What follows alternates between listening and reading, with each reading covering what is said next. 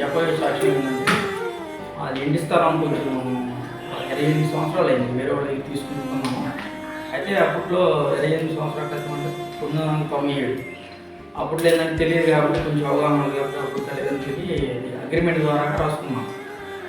దాని మీద చాలా గొడవలు వచ్చి సమస్యలు ఎదుర్కొన్నాం. చాలా అధికారుల దగ్గరికి తీసుకెళ్ళినప్పుడు కూడా రిజిస్ట్రేషన్ అడుగుతున్నారు. అప్పట్లో అంటే తెలియదు కాబట్టి ఏదో కాగితాలు రాసుకున్నారు. కానీ ఇప్పుడు ఏంటంటే అన్ని విషయాలు అప్డేట్ అయ్యాయి కాబట్టి రిజిస్ట్రేషన్ కావాలి అడుగుతున్నారు.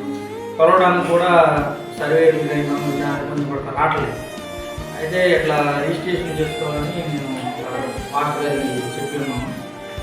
మామూలుగా ఇట్లా అవట్లేదని తెలుసుకోవడం ద్వారా కూడా సబ్ రిజిస్ట్రార్ నేను పొందుతున్నాను. అయితే చేద్దామంటున్నారు కానీ ముందుకు రావట్లేదు, పని అవ్వట్లేదు. నేను మామూలుగా ప్రార్థన చేస్తా ఉన్నాను.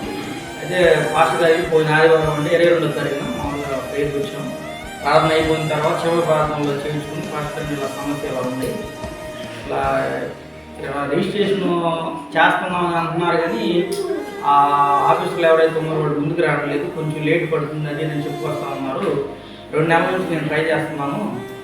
ఈసారి ఖచ్చితంగా సోమవారం రోజు అయిపోవాలని చెప్పి మామూలుగా పాస్టర్ ప్రార్థన చేశారు. ఇట్లా ప్రార్థన చేసి మీకు రేపు ఉదయాన్నే అంటే 22వ తారీఖు ఆదివారం పోయిన నెల ప్రార్థన చేసుకుని ఇంటికి వెళ్ళిన తర్వాత రోజు 28వ తారీఖు ఉదయం సోమవారం అనమాట.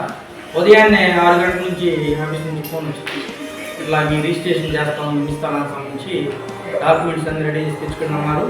నేను పాస్టర్ గారు వల్ల ప్రార్థన తీసుకున్నారు కాబట్టి మధ్యాహ్నం నుంచి సాయంత్రం వరకు రిజిస్ట్రేషన్ అయిపోయింది.